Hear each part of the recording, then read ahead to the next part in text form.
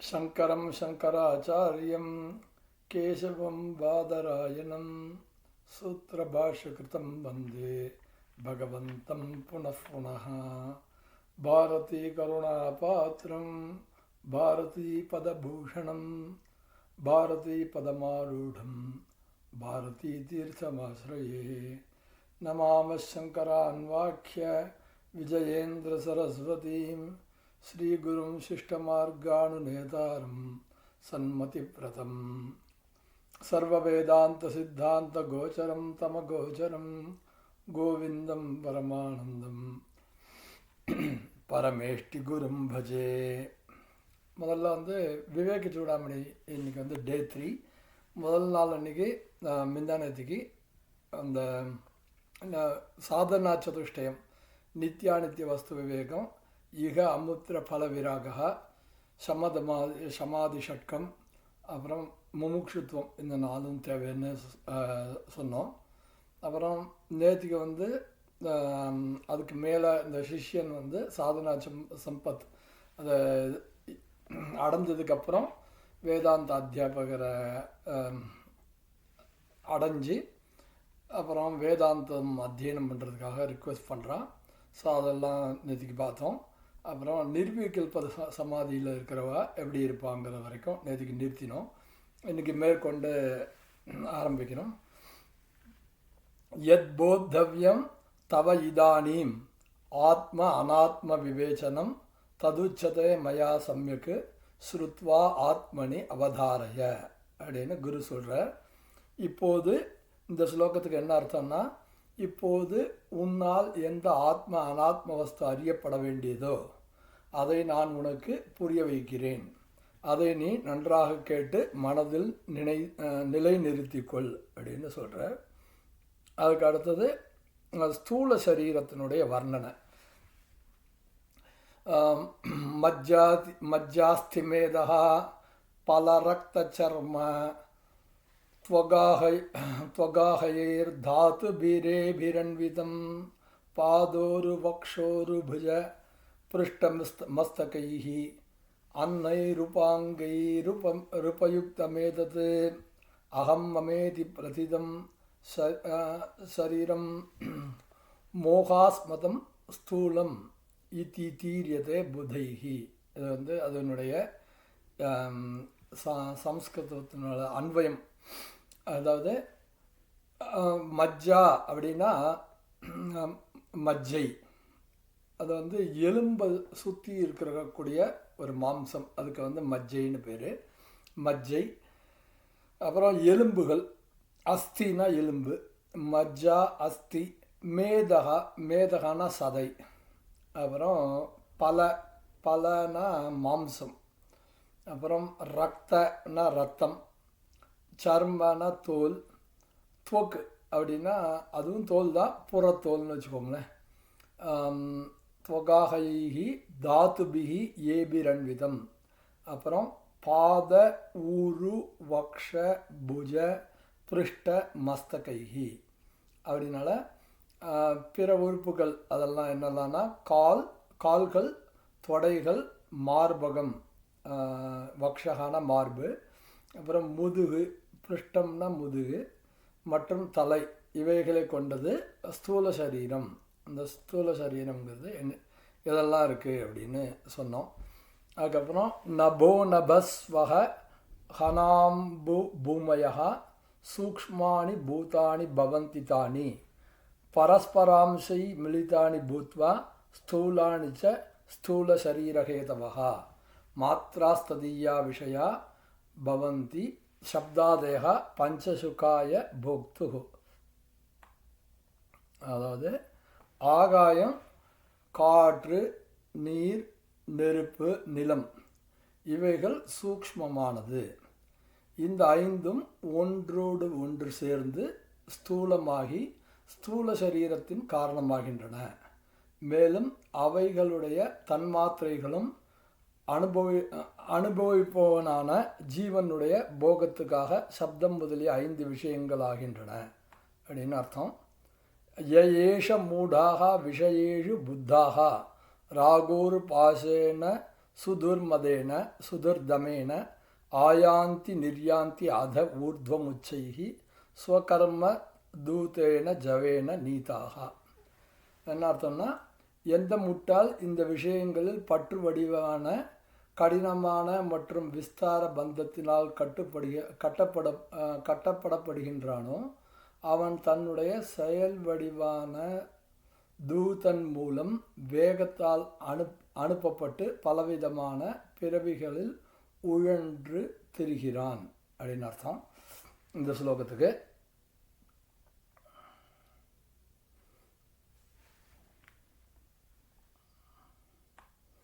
யயேஷு மூடாக விஷயேஷு புத்தாக ராகோரு பாசேன சுதுர்தமேன ஆயாந்தி நிர்யாந்தி அத ஊர்த்வமுச்சைஹி ஸ்வகர்ம தூதேன ஜவேன நீதாக அப்படின்னு.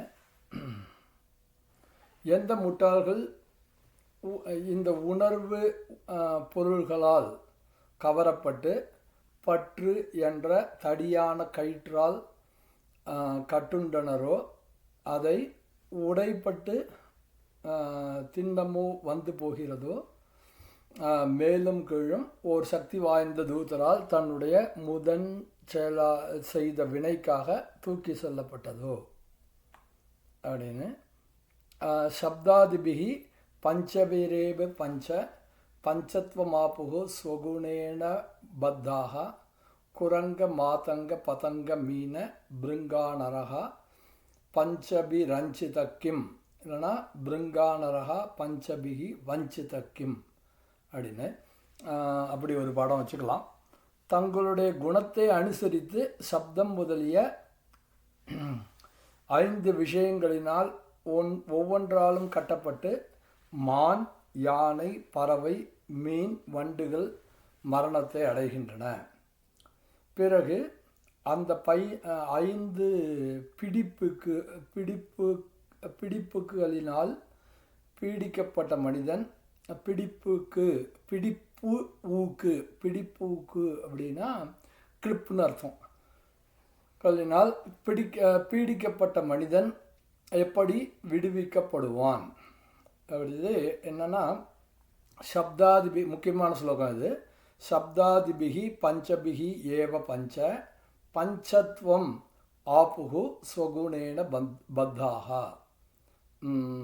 என்னன்னா, அது சொல்கிறார், குரங்கன மான், மாதங்கன யானை, பதங்கன அந்தப்பூச்சி, அதாவது இது பறவைகள், அப்புறம் மூத், பதங்கம்னா இந்த இடத்துல மூத், MOTH மாத்துன்னு சொல்லுவாங்க யூஎஸில், மூத். அப்புறம் மீனா ஃபிஷ், பிருங்காகனா பிளாக் பீஸ் வண்டுகள், இதெல்லாம் நரகா பஞ்சபிகி அஞ்சிதக்கிம், அதாவது ஒன்றுத்துக்கும் ஒன்று ரெஸ்பெக்டிவ்லி. வியாக்கரண சூத்திரத்தில் இதில் வியாக்கரணத்தில் யதாசங்கியம் அனுதேசா சமானாம், ரெஸ்பெக்டிவ்லின்னு அர்த்தம். குரங்ககான மானுக்கு சப்தம். அதே போல் ரூப ரச கந்த ஸ்பர்ஷ அதெல்லாம் இருக்கே 5 குணங்கள். அந்த மாதிரி அது ஒன்றுத்துக்கும் ஒரு இது ரூபம், ரசம், கந்தம், ஸ்பர்ஷம், தேஜஸ், இந்த 5 குணங்கள் அதெல்லாம் ரெஸ்பெக்டிவ்லி. இந்த குரங்குக்கு சப்தம், மற்றதுக்கெல்லாம் நீங்கள் ஊகம் பண்ணிக்கோங்க. பதங்கத்துக்கெலாம் உங்களுக்கு தெரியுமே, நெருப்பில் தான் பதங்கம் அது போய் விழும். பதன்னு கச்சதி இது பதங்கா, மேலே வரும் கீழே போகும், மேலே வரும் கீழே போகுங்கிறதுனால அதுக்கு பதங்ககான்னு பேர். குரங்க, மாதங்க, பதங்க, மீன, பிருங்காகா, நரகா பஞ்சபிகி அஞ்சிதக்கிம் அப்படின்னு. அடுத்தது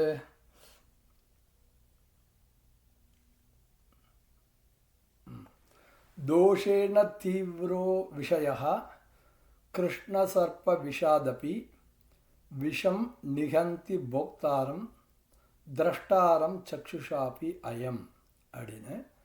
அதாவது விஷய சுகங்கள் கருப்பு பாம்பை விட கொடியது. பாம்புலேயே கருப்பு பாம்பு, பிளாக் ஸ்னேக், அதான் அது கிங் கோப்ரா சொல்லுவாள். அது வந்து ரொம்ப விஷம் ஜாஸ்தி அதுக்கு. விஷய சுகங்கள் கருப்பு பாம்பை விட கொடியது அப்படி சொன்னான். எதனால சொன்னான்னா, விஷமானது குடித்தவனைத்தான் கொல்லும். யார் விஷம் சாப்பிட்டாலும் அவன் தான் சாவான் இல்லையா. ஆனால் விஷய சுகங்கள் பார்த்தவனையே கொல்லும். அதனால் இந்திரியங்களுக்கு இது கட்டுப்பட்டு காம உணர்ச்சியில் இதில் இருந்துட்டோன்னா, எந்த இதுலேயும் இந்திரிய சுகங்களுக்கு போயிட்டோம்னா அது நம்மளே சாப்பிட்றோம். அது பெரிய பதக்குழி அப்படின்னு சொல்கிறேன். அப்புறம் விஷயாஷா மகாபாஷாத் யோ முக்தா சுதுஸ்தியஜாத் சயேவ கல்பத்தே முக்தி நானியா ஷட்சாஸ்திர வேத்யபி அப்படின்னு. அதாவது எவர்கள் விஷயத்தின் கட்டிலிருந்து விடுபட்டார்களோ அவர்களே மோட்சத்தின் பாத்திரங்களாகின்றனர். அது பந்தத்துவம் வந்து இருந்ததுன்னா, தேகாபிமானம், இந்திரியங்களினுடைய பராஜயம் அதெல்லாம் இருந்துட்டு இந்திரியங்களை ஜெயிக்க முடியல அப்படின்னா, ஜிதேந்திரியனா இருக்க முடியலன்னா போச்சு, ட்ராப்ட்.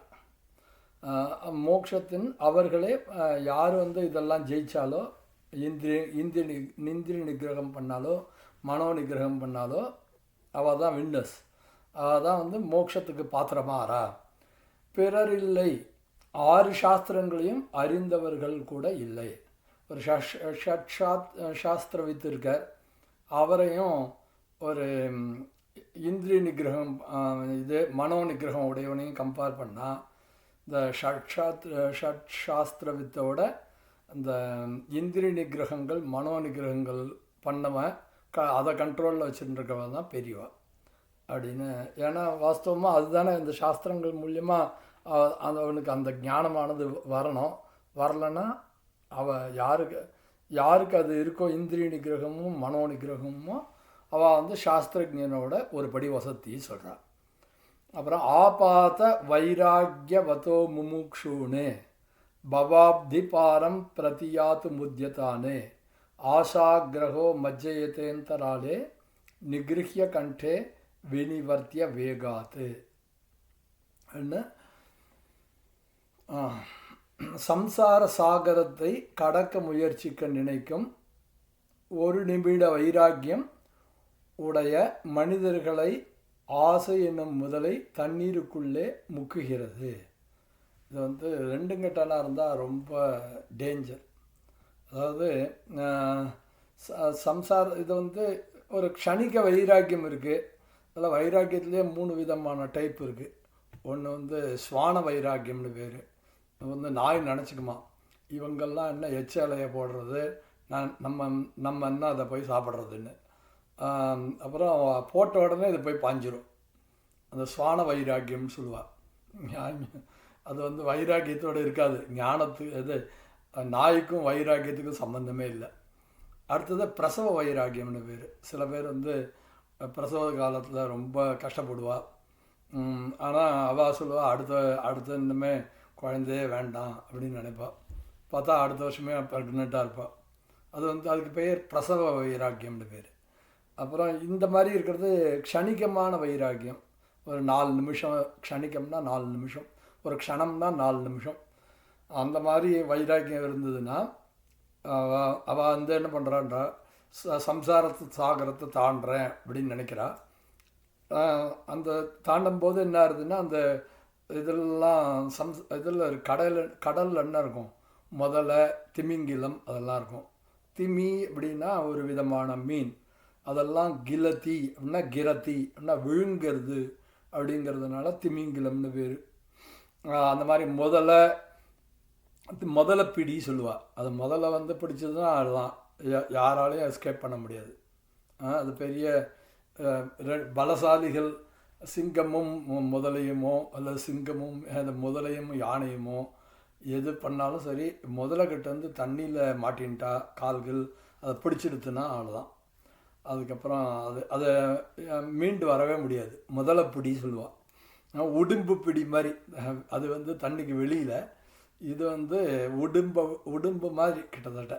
இது வந்து வாயால் கவருது முதல்ல. இது வந்து அதை மாதிரி வந்து தண்ணிக்குள்ளே அது இழுத்துருவா, முங்கி செத்து போயிடுவா. அதனால் க்ஷணிகமான வைராக்கியம் இருக்கக்கூடாது. அதுக்காக சொல்கிறேன். விஷயாக்கிய கிரகோ ஏன சுவிரக்தியசினா ஹதா சகச்சதி பவாம் போதேகே பாரம் பிரத்யூக வர்ஜிதா அப்படின்னு. எவர்களால் வைராக்கியம் என்னும் கத்தியால் அந்த விஷயம் என்னும் முதலையானது வெட்டப்பட்டதோ அவர்கள் சம்சார கடலை கடக்கின்றனர் அப்படின்றார். அதனால் வைராக்கியத்தை நாம் முதல்ல வளர்த்துக்கணும். அது இருந்தாலே மனோ நிகிரகமும் வைராக்கியமும் இருந்ததுனாலே எல்லாதும் இந்த மோட்சத்துக்கு நீங்கள் அந்த பாதையில் இருக்கீள் மோட்ச மார்க்கத்தில்னு அர்த்தம். நான் நாளைக்கு கண்டினியூ பண்ணுறேன்.